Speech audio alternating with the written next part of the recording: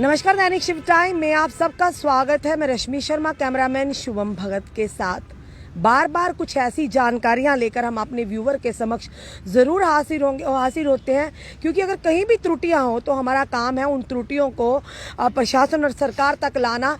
आखिर क्यों कासिम नगर रहता है सुर्खियों में? देह व्यापार या फिर नशा तस्कर?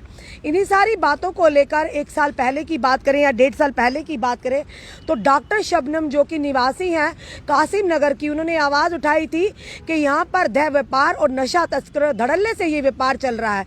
छोटी छोटी बच्चियों को इसका निशाना बनाया जा रहा। कुछ महिलाओं के नाम भी आए थे, जिसमें से एक नाम था स्वर्णा देवी का। और कुछ दिन पहले अगर बात करें तो फोर्ट पुलिस ने उन्हें हिरासत में भी लिया हुआ है। और एक महिला हमारे साथ है, यही कहेंगे एक युवती हमारे साथ, जिसकी उम्र लगभग 20 साल है।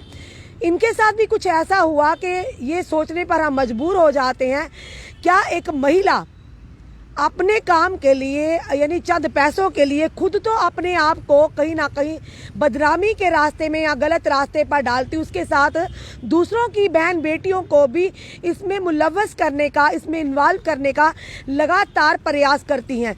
तो कहीं ना कहीं समाज के लिए ऐसी महिलाएं बहुत ही घातक साबित होती हैं, क्योंकि कहीं ना कहीं इसका असर आने वाली हमारी पीढ़ियों पर, हमारे बहन बेटियों पर किस तरह से पड़ता है वो आप भी समझ सकते हैं, हम भी समझ सकते हैं। चलिए जानते हैं, इस समय हमारे साथ युवती हैं। इनका नाम तो हम बताएंगे नहीं, फिलहाल इनकी उम्र जो 20 साल है। आइए जानते किस तरह से स्वर्णा ने इन्हें भी परेशान किया, इन्हें भी जबरन उस देह व्यापार में डालने का प्रयास किया, यानी कि प्रोस्टिट्यूशन के काम में इन्हें धकेलने का प्रयास किया। पर कहीं ना कहीं किस्मत अच्छी थी या इस युवती ने आवाज़ उठाई तो कहीं ना कहीं आज बच गई हैं, नहीं तो ना जाने आने वाले समय में इनके साथ क्या होता, जिसका तस्वुर शायद हम भी ना कर पाते। क्योंकि ऐसे लोग, कई बार ऐसा भी होता है, हम अपने समाज के लोगों से भी ये कहेंगे कि आपकी बच्चियों को, अपनी बच्चियों बहन बेटियों से भी ये निवेदन करेंगे, कई महिलाएं होती हैं ऐसी, या महिला या पुरुष आपको बड़े बड़े कई बार सपने दिखाते हैं, बड़ी बड़ा लालच देते हैं कि आपको ये मिलेगा, आपको वो मिलेगा, पर ऐसे लोगों के झांसे में ना आइए। क्योंकि अगर आप इस दलदल में एक बार धंस जाएंगे तो निकलना मुश्किल होगा। कई बार आपने ऐसा देखा भी होगा कि आपकी जान को भी खतरा हो सकता है अगर इस प्रोस्टिट्यूशन के काम में या किसी और गलत काम में आप इन्वॉल्व होते हैं। अगर आप निकलने का प्रयास भी करेंगे, ये जो एक पूरी चेन बनी होती है, ये आपको कहीं ना कहीं नुकसान भी पहुंचा सकते हैं। चलिए इन्हीं की जुबानी, इन्हीं की कहानी जानते हैं। क्या हुआ था, आप बताओ। हुआ ये था, आज से कोई 15 दिन पहले स्वर्णा ने मेरे को कॉल की। आप कहाँ रहते हो? मैं कासिम नगर में रहती हूँ। कितनी देर हुई आपको कासिम नगर में आए हुए? कासिम नगर में आए हुए मेरे को हो गए लगभग 6 महीने जी। तो स्वर्णा से आपकी किस तरह से जान पहचान हुई? जान पहचान इसी तरह से हुई, इसकी बहन की लड़कियां थी, पता नहीं बहन की थी किसकी थी, हमारे गाँव में रहती थी। वो दिखी मेरे को इधर ही गली में, मैं सामान लेने जा रही थी दुकान पे, उधर मेरे को दिखी। उन्होंने मेरे को पूछा कि आप यहाँ पे क्या कर रहे हो? मैं यहीं पे रहती हूँ, मेरी शादी हुई है यहाँ पे, मैं यहीं पे रहती हूँ। उन्होंने बोला कि ठीक है, हमारा घर भी यहीं पास है, आना हमारे पास। मैंने बोला ठीक है, मैं आऊंगी। मैं उनके पास जाती थी, मगर मुझे नहीं पता था कि ये इनके घर पे ऐसा काम, गलत काम चलता है। मुझे लड़कियां दिखती थी वहाँ पे, लड़के भी दिखते थे, ये नशे वगैरह करते हुए मुझे सब दिखते थे। पर लेकिन जरूर जानना चाहेंगे, अपनी जनता को बताना चाहेंगे, लगभग पिछले, फिर से कहेंगे कि 1.5-2 साल से लगातार डॉक्टर शबनम ने इसके खिलाफ आवाज उठाई थी, एक मुहिम चली थी, उन्हें भी कई तरह की प्रताड़ना का शिकार होना पड़ा था डॉक्टर शबनम का। तो शायद उस समय किसी ने ये केस पर ध्यान नहीं दिया, पुलिस में भी उस तरह से काम किया, पर उतना ज्यादा नहीं किया जितना कि होना चाहिए था। पर इस बार स्वर्णा कानून के पुलिस के शिकंजे में है। यहाँ के जो पुलिस ने भी इस बार अच्छा कार्य किया, जो SHO है यहाँ पर सिकंदर जी, उन्होंने भी इस चीज़ का संज्ञान लेते हुए स्वर्णा को फिलहाल हिरासत में लिया। पर सवाल ये है कि अगर एक रिस्पॉन्सिबल नागरिक होने के नाते डॉक्टर शबनम ने एक आवाज़ उठाई थी, पर आज वो आवाज़ जो 1.5-2 साल पहले उठाई थी, आज वो उनका एक एक शब्द सत्य नजर आ रहा है, जो उन्होंने कहा था कि 19 से 20 साल की लड़कियों को, छोटी छोटी बच्चियों को इस देह व्यापार के धंधे में इन्वॉल्व किया जाएगा। जी, तो जब उन्होंने मेरे को बुलाया अपने घर पे कॉल करके कि ऐसे ऐसे मुझे तेरे साथ काम है, स्वर्णा देवी ने मुझे अपने घर पे बुलाया। आप काम किस लिए, मतलब ऐसे ही बुला दिया? हाँ जी, हाँ ऐसे बुलाया। मैंने बोला ठीक है, मैं आती हूँ। मैं गई उनके घर पे, उसने मेरे को कोई 10-15 मिनट बोला कि तू बैठ, मैं आ रही हूँ। तो उसने कॉल करके 2-3 लड़के बुलाए और ऊपर वाले रूम पे भेज दिए। एक मैं थी और एक लड़की उसी के साथ, उसका नाम शाजिया है, वो कश्मीर की है, वो उसी के साथ रह रही है। तकरीबन 8-9 साल से वो उसी के साथ रह रही है, ड्रग्स का काम कर रही है और गलत काम दोनों कर रही है। और मुझे और शाजिया को दोनों लेके ऊपर लड़कों को दिखाया, कहती है कि देख लो इसमें से कौन सी लड़की के साथ आप बैठोगे। मैंने बोला आंटी आप ये कौन सी बात कर रहे हो, हमारी बरादरी में ये गलत काम ना करते और ना ही मैं करूंगी।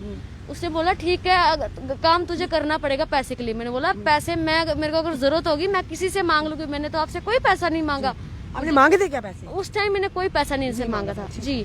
तो जब फिर इसने बोला ठीक है अगर तुझे पैसे चाहिए होंगे तो ये काम करना पड़ेगा। मैंने बोला मुझे ये पैसे नहीं चाहिए आपके, अगर मुझे पैसों की जरूरत होगी तो मैं किसी और से हेल्प मांग लूंगी, मुझे ये गंदा काम नहीं करना और ना ही मुझे इस काम के पैसे चाहिए। इसने बोला ठीक है।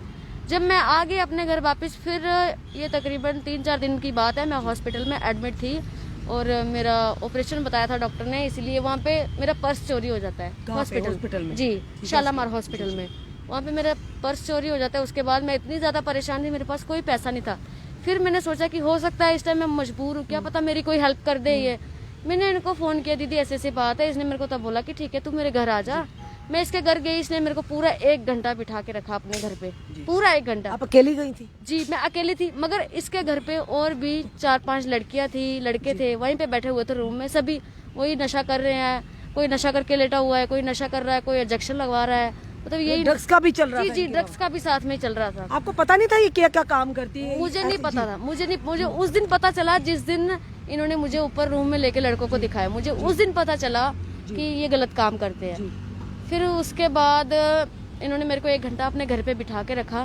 फिर मैंने बोला दीदी मैं लेट हो रही हूँ, 10 बज गए हैं रात के, मुझे घर वालों से गालियाँ पड़ेगी। इसने बोला ठीक है तू चली जा, मुझे घर जाके फोन कर। मैंने बोला ठीक है। जैसे मैं घर आई, खाना शाना खाया, मैं लेट गई। माँ मुझे सुबह जरूरत है, मैं सुबह इनको फोन करूंगी, अभी रहने देती हूँ, सो गए होंगे वो। अच्छा 10-15 मिनट हुए तो वो सवरना और उसकी बेटी दोनों हमारे घर आ जाती है, बोलती है कि ऐसे ऐसे हमारा फोन चोरी हो गया, मतलब गंदी गंदी गालियां देने लगती है। जब आप गए थे उनके घर पैसे मांगने, उस समय कौन कौन था घर पर? उस समय उनके घर पे था, मतलब 3-4 लड़के बैठे हुए थे रूम में, लड़कियां बैठी हुई थी, उसकी खुद की बेटियां उधर बैठी हुई थी, और भी 2-3 आंटियां थी। मैंने उनको जानती थी, मगर थी वो गलत काम वाली थी सारी। पूरा ग्रुप बैठा हुआ था उनका, पूरा ग्रुप ज्वाइन किया हुआ था उन्होंने। फिर उसके बाद ये मेरे घर पे आती है, ऐसे ऐसे बोलती है कि ऐसे ऐसे मेरी बेटी का फोन चोरी हो गया है, तो तूने फोन उठाया, फोन दे दे नहीं तो हम कंप्लेंट कर देंगे। मैंने बोला दीदी मैंने कोई फोन नहीं उठाया, आप एक काम करो हम बैठ के बात करते हैं।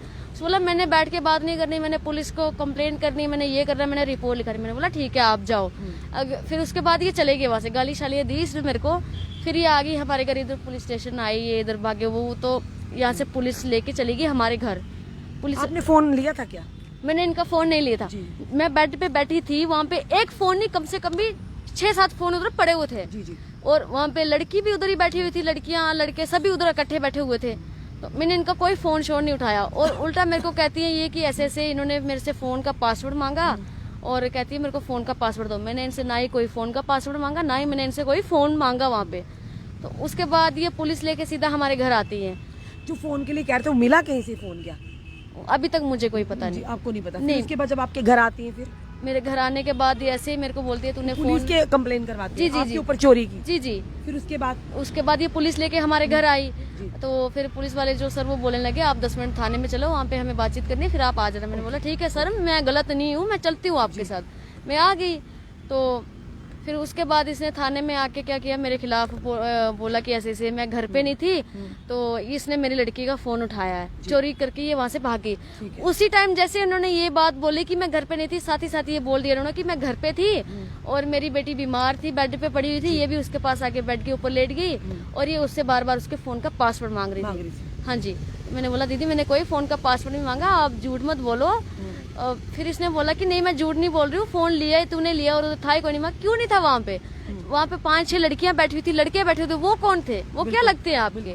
आपकी कोई इतनी बड़ी फैमिली तो है नहीं, आपकी 2 बेटी है 1 बेटा है, ये बाकी वाले जो थे ये क्या लगते हैं आपके?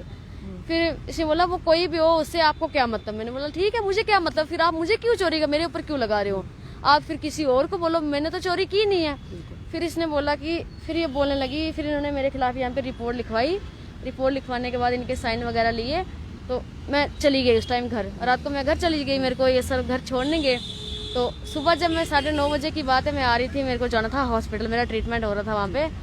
तो गली में कोई 9 बजे की बात है, सुबह 9:30 बजे की, एक ये और एक शाजिया नाम की लड़की है, ये दोनों गली में आके मेरे को पकड़ लेती है वहाँ पे इन्होंने मेरे को थप्पड़ मारे। और किस चीज की पकड़ लेती हैं आपको? ऐसे ही ऐसे पकड़ लेती कि तू हमारे साथ गलत काम करने के लिए राजी क्यों नहीं हो रही है।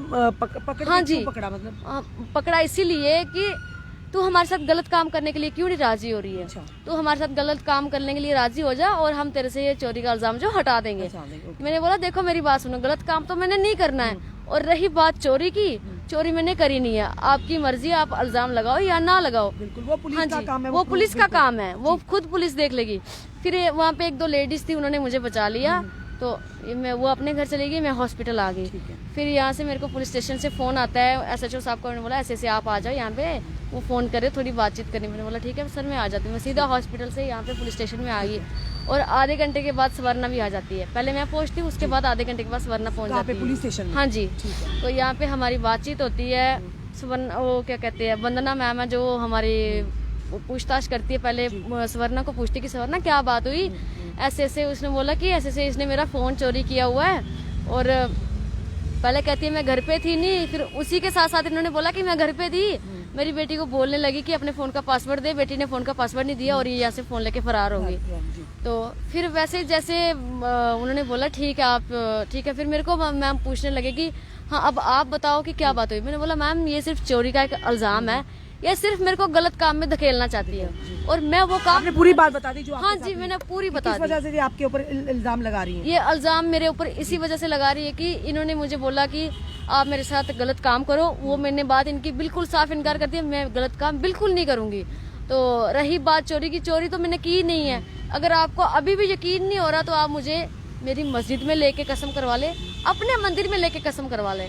तो इतनी सी बात हुई। जैसे मैम मेरे को पूछने लगी कि क्या बात हुई थी, आपने फ़ोन लिया था। मैंने बोला मैम ये सिर्फ फ़ोन का एक बहाना है, पूरी बात ये है कि ये मुझे सिर्फ गलत काम में धकेलना चाहती है, और वो मैं बिल्कुल भी नहीं करूंगी, हरगिज मैं वो काम नहीं करूंगी, क्योंकि हमारे खानदान में ऐसा काम नहीं करते हैं, और इसीलिए मेरे ऊपर चोरी का आरोप लगा रही हैं। आपने कहा 6 महीने से आप यहाँ पर रह हाँ रही जी, हैं। हाँ जी। तो आपको लगता था कि इस तरह की पहले खबरें भी देखी होंगी, किस तरह का काम यहाँ पे चल रहा है या कर रही हैं, ऐसी कुछ महिलाएं कर रही हैं इस तरह का देखो काम कर रही हैं? खबरें तो हमने देखी थी, लेकिन हमें क्या पता कि वो लेडीज कौन ये है। लेडी वही, ये नहीं पता था आपको? नहीं, हमें नहीं पता था। हमें थोड़ी पता था कि ये गलत काम हमारे घर के आगे हो रहा है। पुलिस ने कस्टडी में लिया सवरना को? हाँ जी, क्यों नहीं लिया। पुलिस तो अपना काम पूरा कर रही है, पुलिस अच्छी है, पुलिस काम कर रही है, लेकिन उसको पुलिस का डर ही नहीं है। बिल्कुल। वो काफी सालों से डॉक्टर शबनम ने इस चीज को हाईलाइट किया था। उनको दाद देते हैं हम उनकी हिम्मत को, कि उन्होंने आवाज उठाई थी इस देह व्यापार के खिलाफ, उन्होंने इस ड्रग्स के खिलाफ लगातार आवाज, उनके और कई बार हमले भी हो, उनके घर के बाहर की रेकी भी हुई, फिर भी उन्होंने हिम्मत नहीं छोड़ी। पर आज वही बातें, डॉक्टर शबनम की कई बातें एक एक सत्य हो रही हैं। तो इस बार जो पुलिस का काफी कॉपरेशन देखने को मिला, डॉक्टर शबनम जी से भी हम कभी बात करेंगे, पर इस बार पुलिस ने अच्छा अपना योगदान दिया कि ऐसी महिला को अंदर डाला है कि जो छोटी छोटी लड़कियों को, आपने देखा होगा, आप भी कह रहे गई हैं, छोटी छोटी लड़कियां थी वहाँ पर। जी, वहाँ पे थी। वहाँ पे लड़कियां थी 15 साल की, 16 साल की, मतलब 15 साल, 14, 15 साल, 16 साल, इससे इतनी एज की लड़कियां थी वहाँ पे। 15 से 20, 20 से 21, 22, उससे ऊपर वही जो आंटियां वगैरह थी वहाँ पे, जिनका वो ग्रुप था। जी। अगर आपने समझदारी ना दिखाई होती, आप शादीशुदा है ना? जी, मैं शादीशुदा हूँ। शादीशुदा है। आप कितनी देर हुई शादी हुई? मेरी शादी को तकरीबन 1 साल हो गया। 1 साल हो गया। अगर आप शादीशुदा ना होती तो मैं भी इस तरह की, अगर यानी मैं यही सोचूं कि आपने समझदारी ना दिखाई होती, शादीशुदा या अनमैरिड की बात नहीं, बात ये है कि मैं भी अगर आप समझदारी से काम ना लेती तो क्या पता ये सवरना आप वहाँ से भाग निकली, भागने में नाकामयाब होती तो ना जाने कितने और केसेस या कितनी गंदगी में आपको धकेलने का ये काम करती। पर आपने आवाज़ उठाई तो आपको आपके ऊपर चोरी का इल्ज़ाम लगा। हाँ जी, मेरे ऊपर चोरी का इल्ज़ाम भी लगाया, और मैं इतना कहती हूँ कि मेरी जान को खतरा भी है। खतरा क्यों है?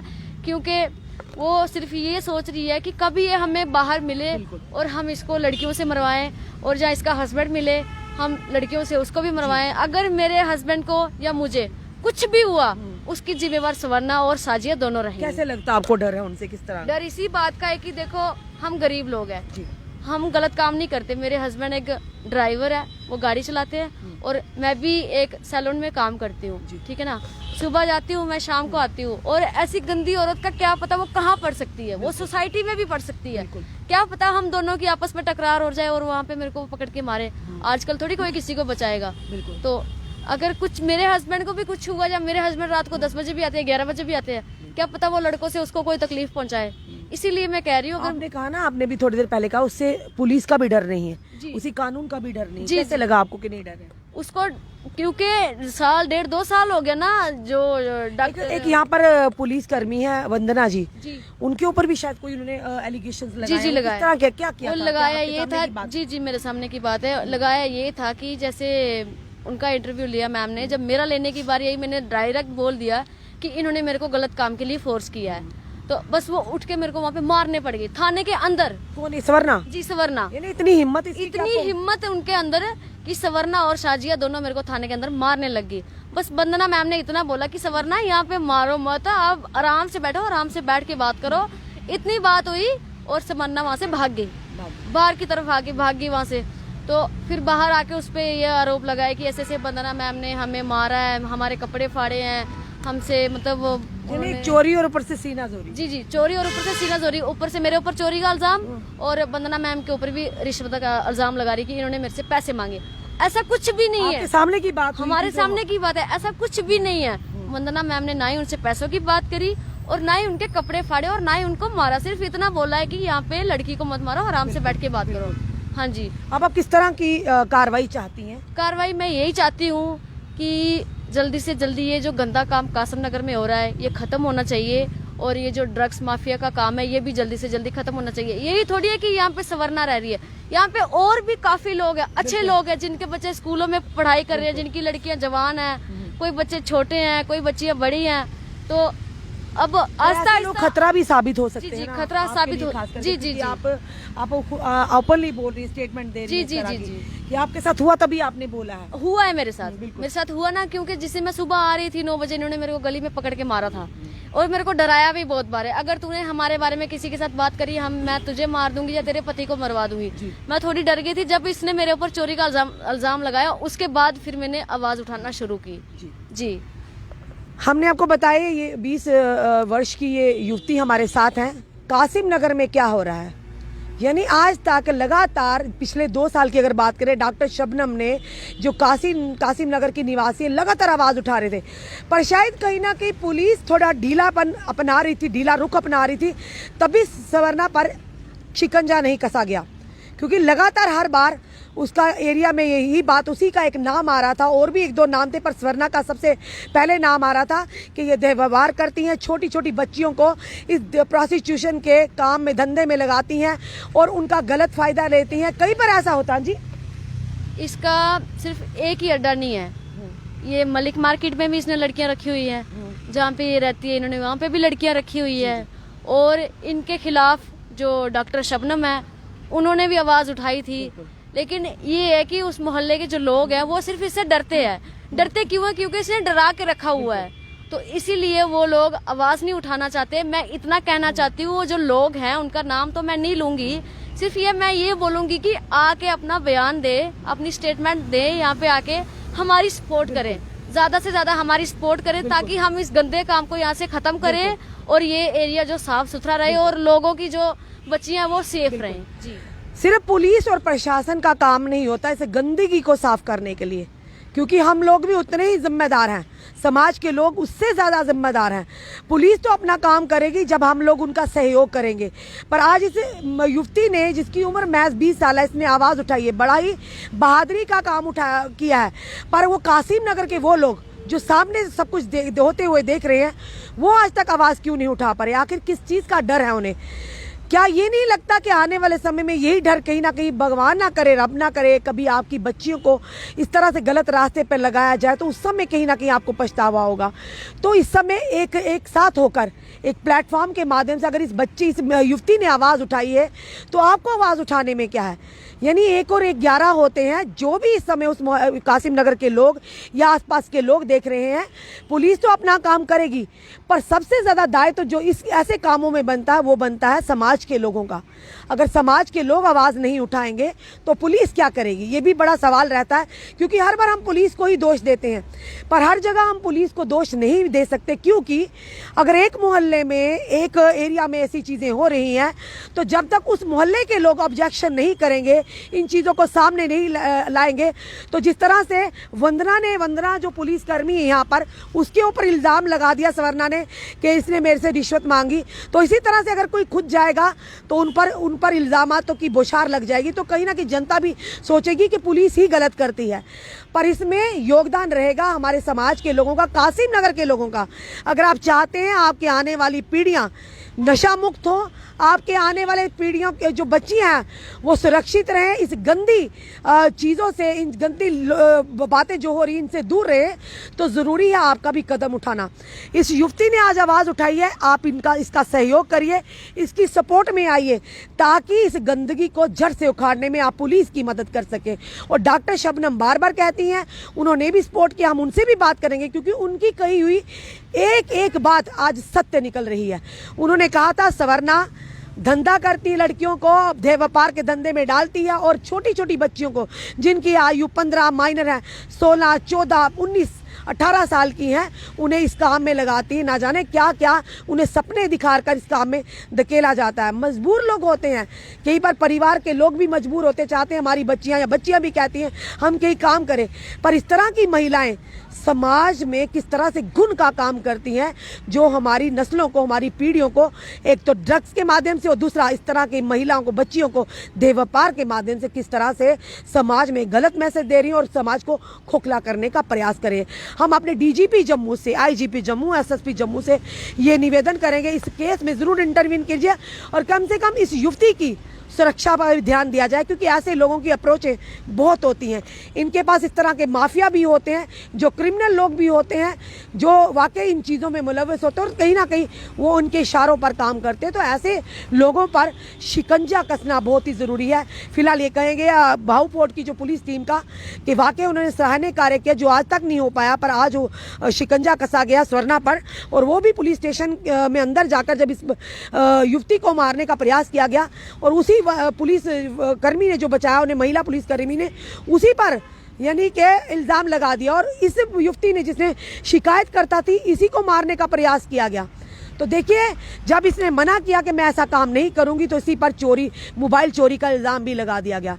यानी किस तरह से ये अपना काम चलाने के लिए, गलत रीति में डालने के लिए किस तरह से बच्चियों को, महिलाओं को प्रताड़ित करती होंगी, किस चीज़ का इनको डराती होंगी, तभी बच्चियां कहीं ना कहीं गलत रास्ते लगती। तो आप यही कहेंगे कासिम नगर के लोगों से, आप सतर्क रहिए, सुरक्षित रहिए, पुलिस की मदद कीजिए और इस युवती की सपोर्ट में आइए क्योंकि अगर आपने अपने एरिया की गंदगी को ख़त्म करना, अपनी आने वाली पीढ़ियों को, महिला हो चाहे अपने पुरुष हो, उनको अगर सुरक्षित रखना है ड्रग्स से, देह व्यापार से, तो आपको कदम उठाना ही होगा।